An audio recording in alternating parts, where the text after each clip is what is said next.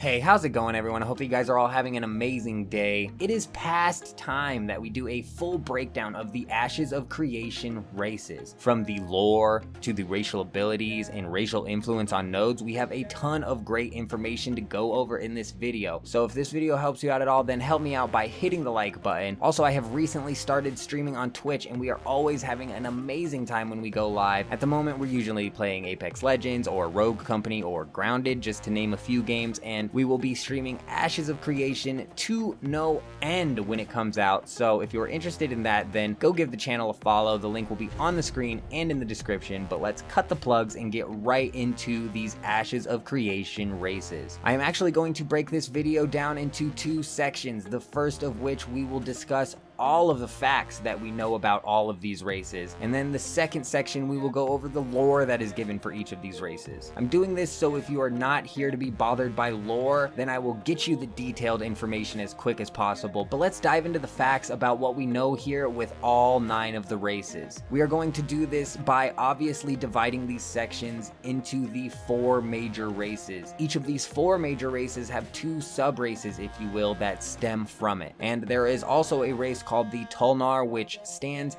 in its own category, but we will talk about those guys a little bit later. Before we start talking about each individual race though, let's talk about what races will mean as a whole inside of Ashes of Creation. Beyond the obvious difference in appearance that will be apparent between the races, there are also going to be unique mounts, unique weapons, and unique armor for each of the different races. The armor and weapons will not be race locked, but from what I understand, they will not allow, say, an orc to wear an elven styled chestplate. Instead, if an orc were to equip an elven style chestplate, it would be the same armor, but it would now have the orc style instead. Each race will also have different racial benefits and augments that come with them, so let's talk about what that might look like exactly. To start off, they say that each race will have different base stats. They also point out that races are not gender or class locked, but they stress the fact that some classes may work better with certain races, but they're not enforcing anything, meaning they will allow you to do what you want. They also point out that races will have differing degrees of stats, and that this game relies on certain stats to achieve specific metrics in the game when it comes to things like damage amount or defense and accuracy. These stats that I was just talking about are affected growth-wise in this order. Your race will seed a player's base stats, and then your primary archetype will then grow those base stats, and your secondary archetype does not contribute to your stat growth. There are also racial augments that are based on your character's race. These augments are available to each class, and they apply abilities on your character's primary archetype. They also affect how the ability works and can even provide cosmetic effects. They say that race won't just be a matter of look in Ashes of Creation, but they want race to integrate deeply into their class system, augmenting and changing the basic chassis provided by the 8 primary archetypes. Their goal here is to create a system where an elven fighter feels different but can also serve the same role as a dwarven fighter. Beyond racial influence on abilities, there will also be racial influence on nodes. Mainly, the layout and the style of the node are affected, in that the racial appearance of a node will be determined by the race that contributes the most to that node's advancement. This is cool, and each of the different races have some really cool looking buildings, so I'm excited to see what sort of nodes begin to develop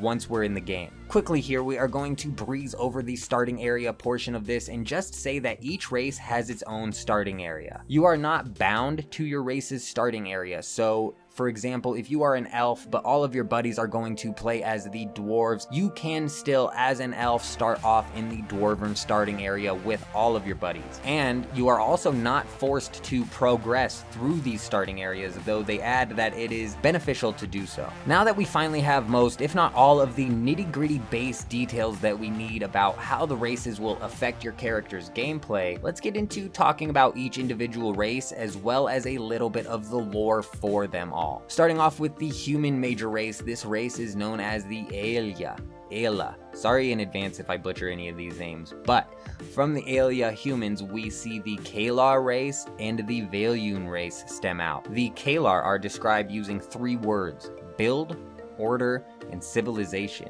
Their empire in the old world was the largest of them all, and they have every intent on doing the same thing in this world. The Kalar are extremely loyal to their roots. The Valyun are described using trade, law, and hardship. The Valyun were forged in the heat of the desert, and through the development of a complex web of relationships and negotiation, the Valyun grew to one of the wealthiest empires despite having few natural resources to exploit for themselves. Whether through beasts of the desert or snakes in the market square, their environment has taught them the meaning of kill or be killed. Moving on, we are going to talk about the Dwarven major race. This race is known as the Dunzinkel, and from the Dunzinkel dwarves, we see the Dunir race and the Nukia race stem out. The Dunir are described with the words stoic, tradition, and forge. The Dunir see a mountain and think of a defendable home where riches abound, and they take immense pride in what they are able to craft and to build. Do not be deceived by their stout stature though, because pound for pound the Dunir are the strongest warrior that the world has ever known. The Nikua are described by family, freedom, and courage, and where the Dunir saw the mountains as home, the Nikua saw them as a prison. The Nikua are also very skilled artisans, but their goal is to progress out of the mountains of their ancestors. The third major race we are going to go over is the Orc major race, and they are known as the Kaivek. From the Kaivek, we see the Renkai race and the Vek race stem out. The Renkai are described with the words honor, power, and tranquility. They think that staying centered grows their power, and the Renkai believe in ultimate focus to control their immense power. An enraged Renkai is a tale that many have not lived to tell. The Vek are described as celestial, purposeful, and fateful, and star maps, numerology, and prophecy are all integral parts in each of the Vek's life. The final major race we are going to go over before we talk about the Tolnar is the Elves. The Elves are known as Pyrian, and from the Pyrian major race we see the Empyrean race and the Pyre race stem from. The Empyrean are described as imperial, prideful, and cultural. The Empyrean are not as strong in number as the Kalar, but the Empyreans are not a force to be reckoned with. They have elite military and a highly structured government, and the people of Imperia surely have a plan to carve their marks into the world. The Pyre are described using nature, balance, and fury. Don't let their love of nature fool you though, because the Pyre rarely ever take prisoners, and whether by bow or by spear, Pyre are determined to have their legacy take root. Finally, the last race we are going to talk about is the Tolnar. Tolnar are a combination of the 4 major races, as well as many minor races that were left behind on Vera after the apocalypse. There is not a whole ton of information about the Tolnar, and I'm actually incredibly excited to see what the Tolnar turn out being like.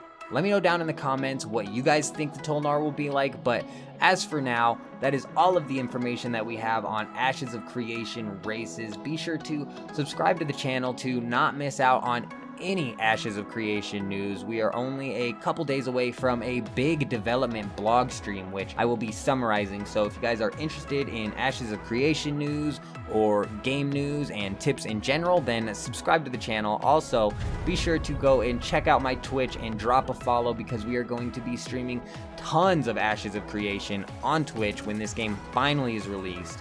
But other than that, I hope you all have an amazing day. I'm out.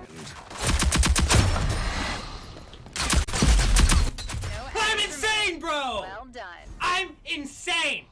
I'm the best! I'm the best! I pull those clutches out all the time. Are you ready to fight? No problem. Good! No now get problem. out of my way!